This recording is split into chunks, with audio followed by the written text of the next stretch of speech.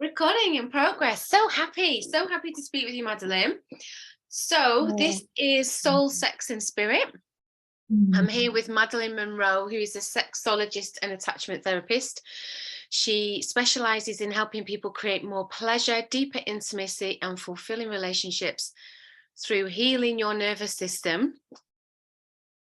I mean, that sentence alone, we could probably just speak for about 4 hours just on all of Yeah, big stuff. And as you know, we've known each other for a few years, just all the different facets there are to creating healthy intimacy and fulfilling pleasure and relationships.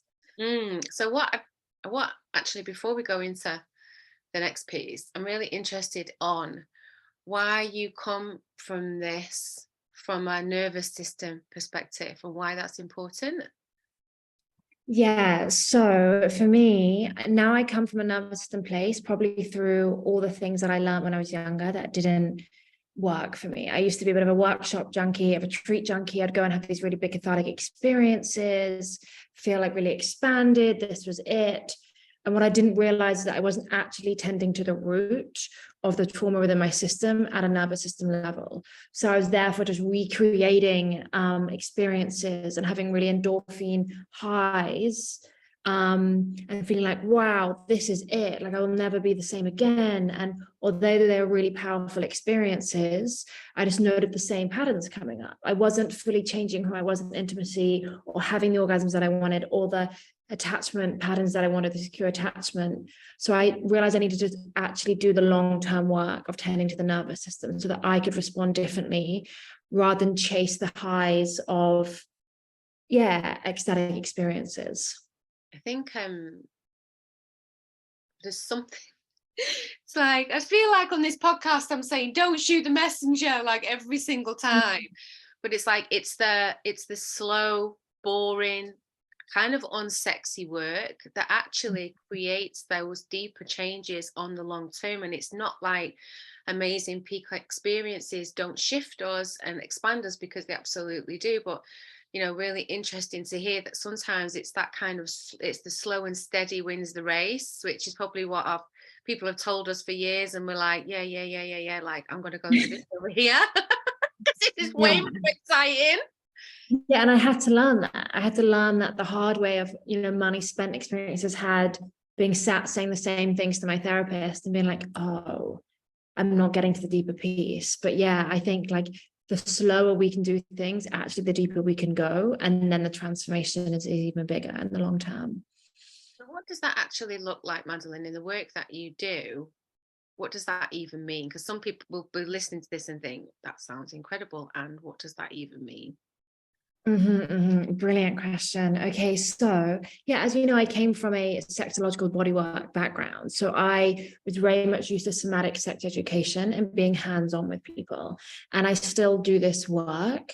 But what I've realized is that actually we need to check in with ourselves and others on a number of levels. And by going slowly, what I mean is like reopening an experience or tending to what may be in the body, if we look at trauma stored in the body, and then we're integrating that healing, and then we're going to the next layer. So like an onion, we're slowly peeling it open. So for example, where I may have used to have done 3-hour intense yoni sessions with people.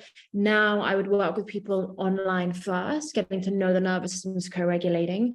And then when I'm in person and doing body work or body work online, then we're creating these smaller windows of experience so they can be integrated.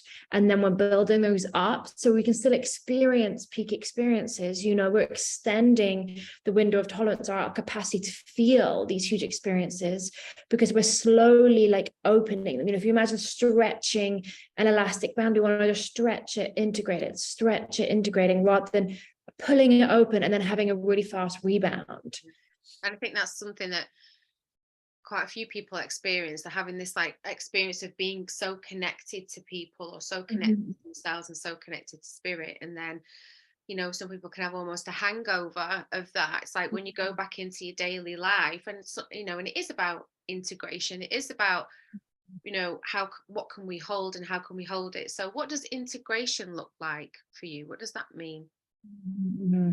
Brilliant question. So integration for me, I can feel like it can look a number of ways. So I feel like this is up to each person to really notice how it feels within the system. But scientifically, what I'd be looking at is that neural pathways have been formed within our brain structure. So scientifically, we're looking at like, wow, the neural pathways in the brain were geared towards a certain experience. If we look at attachment, perhaps, I see clients that are working with anxious attachment and they're drawn towards more dramatic or chaotic experiences to fulfill that adrenaline within their system.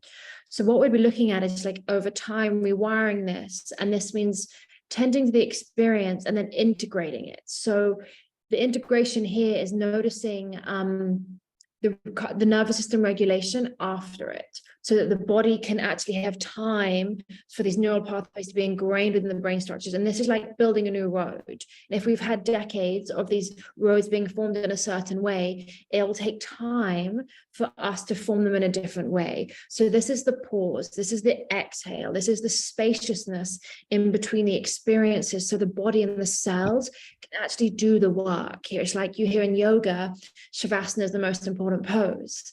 And it's like, this is what we're talking about. This is where it goes from explicit memory into implicit memory. So it's stored in our long-term memory. So that, for example, when you get into a car, at the beginning, it's clunky.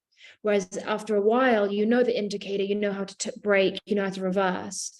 We know the integration has happened, and the neural pathways are formed in the implicit memory when we can have that car experience in our everyday lives. We're in attachment, we're acting differently. That's when we know we've experienced integration of a new pattern. I love the way you explain that. I literally did a post, I think it was yesterday, I did a post on literally talking about those neural network pathways. And this is why I think belief work, deeper energy work, and body work so really well together, because so much is locked in the body, so much is locked in the mind. Our integration is very much in expanding our capacity and how safe we feel to show up in a different way, to respond differently. And something I talk about a lot and I guess I've never really kind of worded it in the way of integration, but it's what it is in terms of changing our behaviours, basically, is that we have to be willing to hold the tension of doing it differently. It's like in that moment when you would have behaved in a certain way and you can feel that impulse come, or jealousy comes up, like jealousy arises in the body, or anger comes up, or fear, or a freeze response. One of the most simple ways, not the only way, is to really just breathe into that and be present to it, which sounds simple, but doesn't mean it's easy. And it's like, that's the piece where we start to rewire our brains, our bodies to see, I can do this differently. And like, what happens on the other side? Like, it might feel in the moment like you're going to die, it might feel like you're going to explode, it might feel like you're going to implode, but like when we're actually able to move through that, that's what I see increases our capacity to do something different.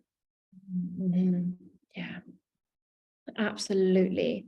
I love the way you've explained this, and I love the way that it can sound simple, but actually it can be one of the hardest things in the world, because if our neural pathways are formed, I explain to clients, it may feel like breaking an addiction. You're literally... It's a chemical addiction in the body. Our body has a chemical composition, isn't it, of what we believe is who we are. And we fire and wire those neurons. And in certain experiences, that's going to happen as an automatic response. And so sometimes overriding that, holding that, is like you say, almost coming out of an addiction, excruciating in the moment at times, but like so worth it on the other side. Yeah, that's why I feel like it's so difficult to change their patterns. And I love that you've highlighted this, so that we can provide compassion. If you're struggling, if you're seeing the same patterns, like it's biologically wired for this experience. And so seeing the patience and the courage that it takes to find spaciousness and the pause. I love that, the pause. So what I love seeing about what you're doing at the moment is you have a Tantra festival for under 40s, which I just think is a fantastic idea, even though I'm over 40 now and I can't attend. However, when I was not I think like being in your 30s and doing conscious work, being in your 20s and doing conscious work for a long time, it was a lot of older people at 40s, 50s, and 60s really that would be at these events. And then I usually, and probably you the same, because we've been on the same path, like would be one of the youngest people in the room. And that's not Yes. good, bad, or right or wrong, but like what an interesting concept to have an under 40s event. So just tell me everything about that, please. Oh, I'm so grateful for this celebration. You know, it's a bit of a tender thing to do. You know, it can be activating for people over 40 to notice there's an age cap, but I really feel like you really tapped into the essence of why it's so important. And so, yeah, it's an intimacy and sexuality festival for the under 40s, literally designed for this. So it was running about 4 or 5 years ago. Longer, because I first saw it. It's the first festival I went to, and it's 7 years ago. And I just couldn't believe it, because like you, I'd been in this space in my early 20s, and I was always the youngest one. I was in the minority. Like everyone else was definitely over 30 or 40 and over. And how that felt for me. So then to be at a festival where everyone was within a few generations, it felt so life-changing to meet people within this kind of cohort, to have similarities in our experience, our messaging around sex, our messaging around life. So really bringing people together in this way to have this experience, and really honor the fact that this is an experience that not many people get from school. And how can we create the sex education you didn't have, and follow on from that, and create a space where you're around people around the similar age as you, because there are so many.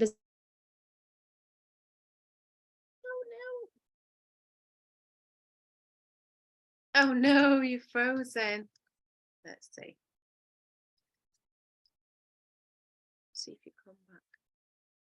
Let's all send good vibes. Come back, Madalaine, come back.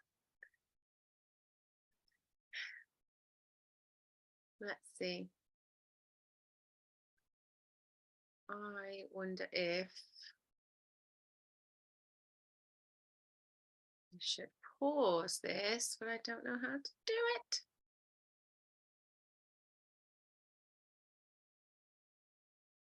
Don't know how to take it out. Okay, just come back. Yay, you're back. Oh, I'm so sorry, Bali internet. Bali internet joy. Okay, so we were talking about being with so many more people who've got the same kind of life experiences and like messaging and Yeah, and just honing in on the fact that young generations are often the minorities. People tend to find this work later on, which is incredible as well. And how can we set a precedent for these kinds of experience for people that may be just turning 18, maybe in their early 20s, and be like, wow, this is just for you. This is catered to what you have experienced at this age in your life. And providing that space around people that are also going through that, that rite of passage at this point in your lives. So yeah, it's a real privilege to be able to hold this space, and I'm so excited because it changed my life. So yeah. So what will happen at the festival? Like, what's the lineup? Like, how does it look for people who might be interested in? Okay, amazing. Imagine how life-changing it would be to be 18, 20, 21, even 25, any age really, to be able to go to a conscious sexuality event. Like these kind of events have just shaped me and like opened me and deepened me in such a beautiful way. And I think the sooner we can get into this consciousness around sexuality, the better, because the life is this whole buffet table of all kinds of experiences, and so many people I speak to have had such challenging experiences around sex, around connecting, around dating, around expectations. There's such a huge uprise in the availability of porn, and that has had a massive effect on relationships, erectile dysfunction, how people are having their sex, whether it's in a connected way or a very disconnected way. Generally, I'm not demonizing it per se, but it has had an extraordinarily negative effect in many ways. like alcohol. Yeah. It's like you can Yeah. enjoy a really nice glass of alcohol, or you can be an addict and be, and have it 5 times a week because you feel stressed. Yeah, and I feel like you really pointed on to like a great piece around the, it's porn and a lack of sex education. And then we have people learning the whole experience of intimacy through this forum and the effect that creates. And you'll know through your work, and people coming to us years later with challenges because this was their way into sex. And how can we, this is the passion around the festival, like how can we create different experiences for people to access these resources. And even you spoke about alcohol. One of my favorite things about this festival is that it's sober. And when I first went, I showed up and people were dancing, and I thought, oh my gosh, I am not on drugs, I'm not drunk, what the fuck is going on? Oh my God. I genuinely was like, I am surrounded by I'm hippies. I need to go. I need a joint or something. There's no way I can hold the sensation of this kind of, ultimately it's intimacy. It was sober intimacy. And I'm so grateful that I stayed. And I'd never experienced sober intimacy, the conversations, the pleasure, the feeling that is possible. And so creating spaces where we can be together in connection and be sober and have this kind of pleasure and connection and joy without, there's nothing, like you say, inherently wrong about the different outlets of drugs or alcohol. It's just, can we have a different experience and give ourselves this choice? And so, so it's 5 days. We start with, welcome and gathering. We start with relationship structures and integrity, consent and boundaries. And we're really laying the foundation with consent and boundaries at the beginning for everyone. It's a festival and everyone will experience the same education on consent and boundaries because it's the foundation, as you know, for any touch, any intimacy, any pleasure.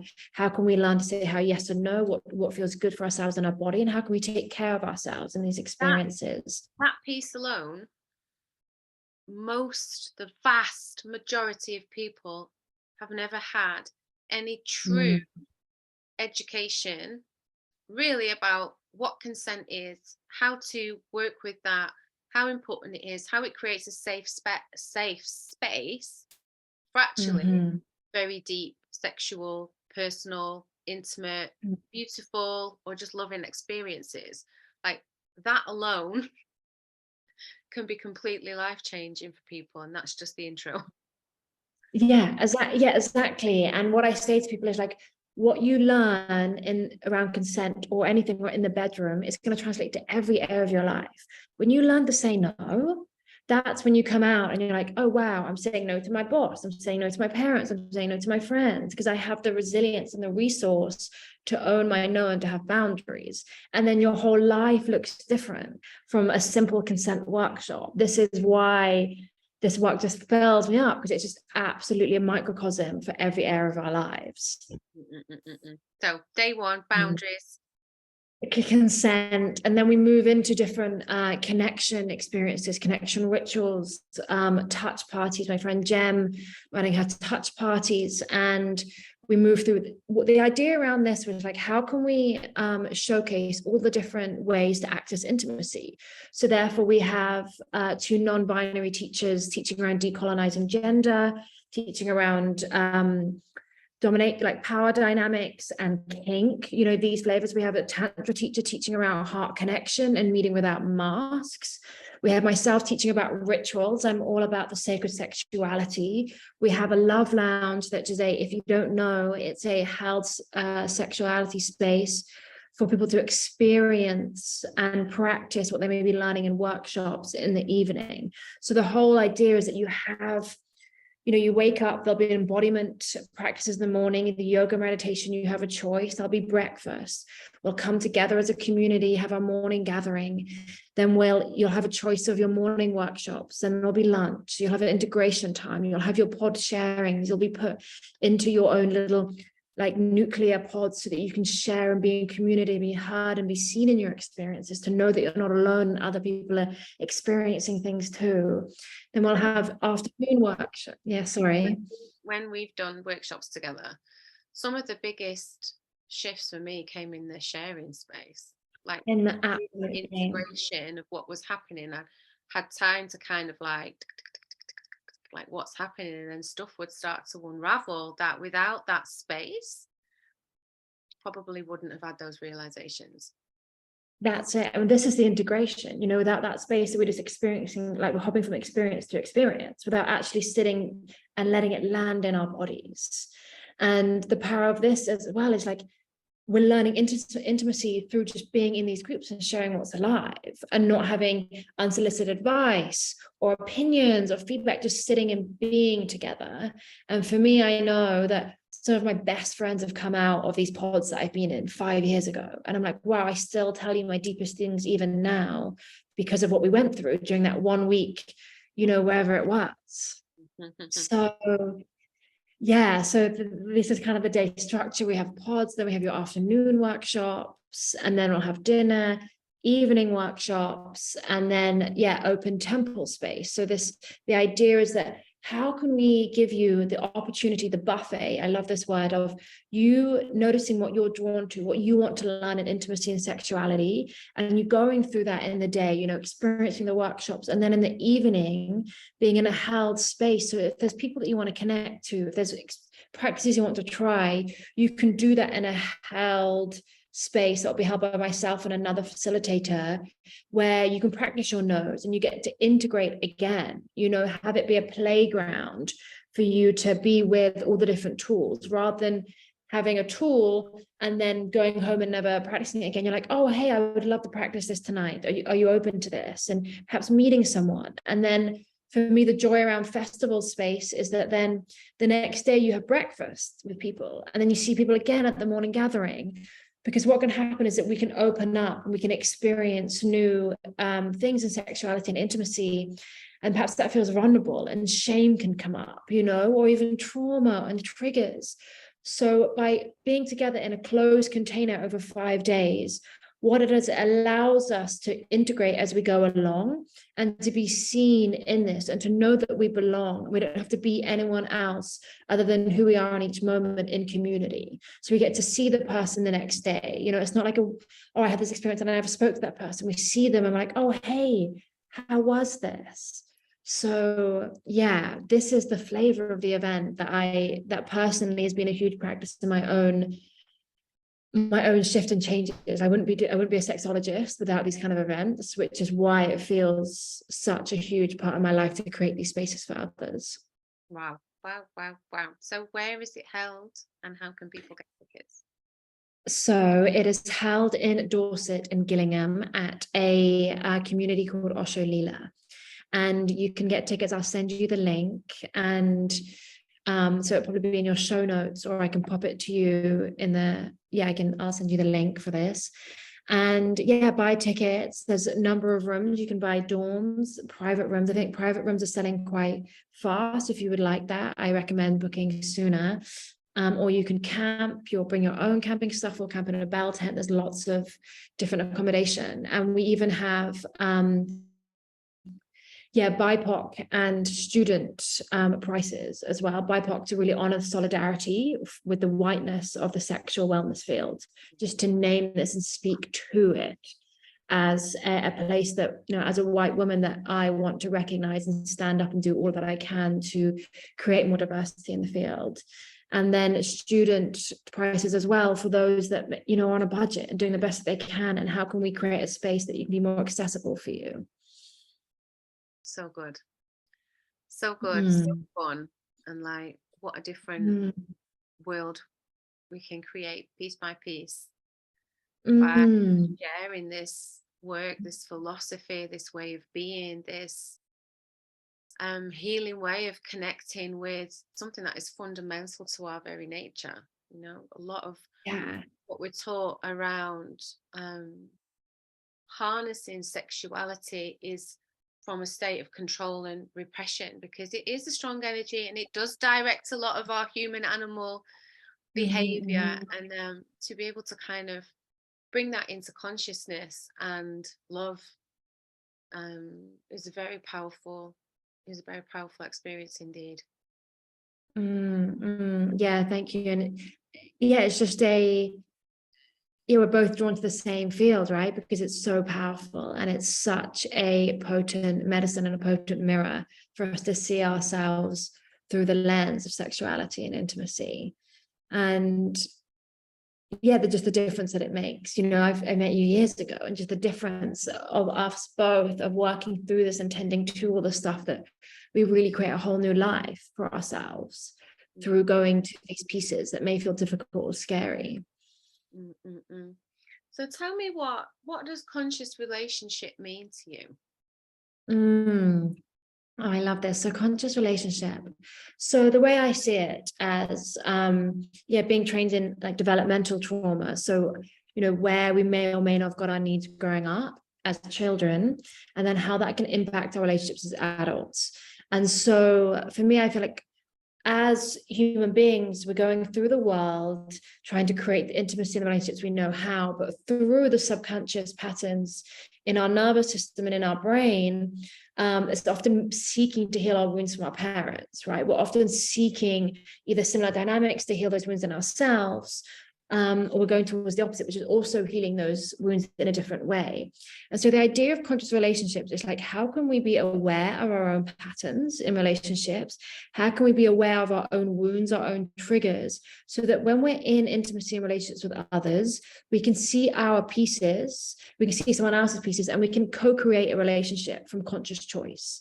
So rather than our subconscious like brain and our nervous system, our ANS running the show, which may look like, so I use my own example, was I just used to run towards unavailable men and then be heartbroken, be upset, open arms, and I'm like, I can change you. If I'm the most loving, sweetest, good girl, I'll be enough for you, and then you'll be available for me. And that mirrors my own dad wound of not having a dad that was fully emotionally available. So I was taking that and I was heartbroken, and this guy isn't showing up for me, and this guy isn't, you know, and I'm like, wow, where am I turning towards these men? Where am I creating codependent patterns? What am I bringing? Where am I emasculating the men in my life? And really noticing the patterns that I had, so that now when I'm dating, I'm really consciously aware of the types of men I can be drawn to and why, and hopefully seeing the red flag. Yeah. You know, red flags early, like, something I really make my clients aware of is like, is it chemistry or is it anxiety? Because you feel a bit unsure. Oh. This person likes you and you've mistaken anxiety for chemistry. And they're like, holy shit balls. I think you might be right. Like, not that chemistry is not allowed, because it's wonderful, but it's like, is it actually just a familiar pattern? We've got to kind of hold the pause a bit and see. This is it. This is exact. I was literally saying this to a client yesterday. They were saying, oh, you know, there's not much chemistry and I was like, I hope that you can have a really boring, stable relationship and you will build the sexual pieces. Like this, how like chemistry is such a thing that is fueled through pop culture and film, and there's instant attraction. And it's like, it's likely your needs aren't being met. It's likely nervous system dysregulation. It's likely the scarcity and the intoxication, emotional intoxication with someone that feels the endorphin high, then you have that low after the intimacy and you crave more, and you're never getting your needs fully met through the relationship. And so I love hearing you talk about this and the celebration of the pause, and how can we create relationships and actually like have that incredible sex life through grounded, secure attachment as well. Yeah, so I think some people, who've got a secure attachment, they're just carrying on about their lives and it's all going very well, thank you very much. They're not really thinking about it very much. But for those people who don't have a secure attachment, it is, I mean, how do you explain in words like what that is and what that looks like and what that feels like? Because this is your field, right? Attachment therapy. Oh, I love this. Oh, secure attachment. Yeah, and you're so right in that often if you have secure attachment, you won't even really think about it. And this is where I see lots of women that want to be with like men doing the work. But often, even if people are doing the work, secure attachment can be something that is felt through nervous system regulation. And so for those that don't know what it may be or may feel like, I would say it's you're able to be by yourself and interdependent with another human being. So you can have your own experience in your life, and you can come together in deep intimacy with someone with fluidity. So there's like an in and an out, and it flows. And when you're together and you're apart, there may be activation and triggers. I think any deep relationship we have is going to trigger our shit because they're human beings. But I think if there's no triggers coming up, honestly, you're probably in avoidance and you're not speaking pieces, you know? So it's not that there aren't triggers and stuff, it's that you can come together and come apart, and you can find the resolution together, and the sense of I love you, I value you, I want you, and there isn't either a push-pull dynamic, there isn't like a sense of scarcity and nervousness dysregulation. There's a sense of ease and like I call it an exhale or a pause within the fluidity, within the tapestry of the relationship. And this is often, I'd like to highlight, that can take time to build. I think people just think sometimes it'll be there. You know, it can take 2 years to have learned attachment, secure attachment with someone. So there may be a period of anxiousness and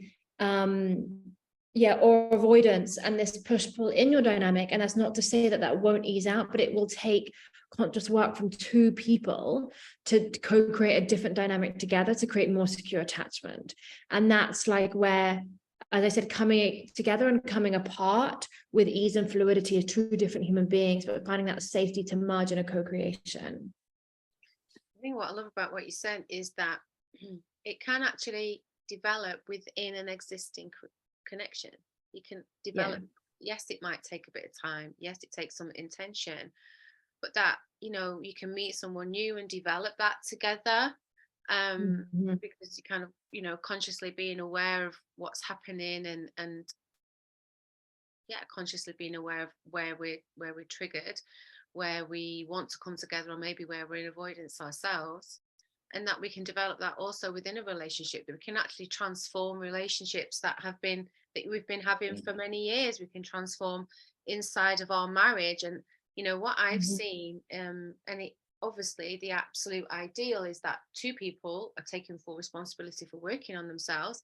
And what I've seen is when one person takes radical responsibility for them shifting, there's an osmosis, often, not always, but often, that the other person really starts to shift in kind of in response, like you say, to maybe their regulation, to their change, their internal belief system, that other person then maybe as a neuroplasticity mirror, or maybe just an energetic dynamic, or maybe the whole thing's feeling a bit more nice, is that they start to shift as well.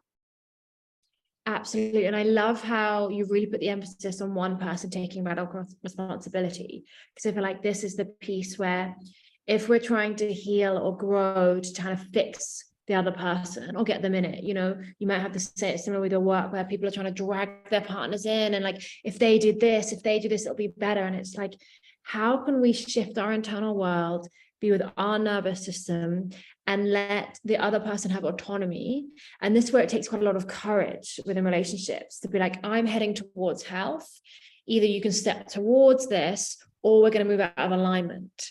You know, that real courageous step. However, when that can happen and someone voluntarily also steps in, that's where the magic happens. And there might be a gap.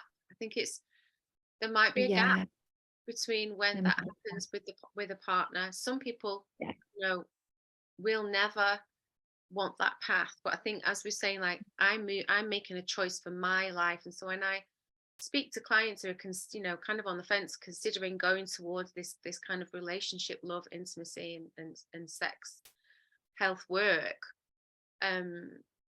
it's really asking the question, what is the standard of life that I want to choose for myself? What's the standard I want to move towards? Like, what do I want to create? Because life is long. We talk about life is short, but also life is long. And so do you want to spend the next 10 years in the pattern that you're in? Maybe it takes a year or 18 months or even 2 years. As you say, it actually take 2 years for your own system to start to adjust. So maybe it takes them that long to step up, like inside of your marriage. Like, and it's really a choice. I love this phrase, life is long. This is what I like. I'm teaching, I think, quite a lot of single women that are just waiting at the bit to be in a relationship. And I love the desire. We know when we're so ready for the relationship. And it's like, if we're going to choose someone to be a life partner, can we take some time to make sure we're choosing from the right place and give this the time that we have, knowing that, yeah, life is long, or maybe committing to someone for 60, 70, 80 years, if that's what we really, really want with someone. Mm-hmm. That feels like a good place to close. Thank you, Madalaine. Where can people find you on the interwebs of the world? They can find me all over the place. Instagram at Madalaine.Munroe, Facebook Madalaine Munroe, and my website Madalaine Munroe, so all under the same name. And reach out, message me, and especially if you have any questions around the festival, just really seeing the courage it takes to go to an event that we might not have ever been to, you know, like it is so bold, and when you do it on your own. And you turn especially when you're on your own. Yeah. So really, it's been so lovely. I've had people message me already around buying their tickets, and it's like, just so with you in the let's all step into this together. And even if you don't know anyone now that may be going, trust me, in a few hours of the first day, you will be surrounded by people that are welcoming you exactly as you are. Absolutely. And I think one of the most life affirming things about these kinds of events is to really realize that you're really not alone, and there are so many people like you who like the same things as you, that are interested, who, you know, we can kind of turn up in our glory and our mess, in our full humanness, and just like loved in that. Absolutely. Yeah. And our glory and our mess. Oh, what a gorgeous sentence that landed in my body. Thank you.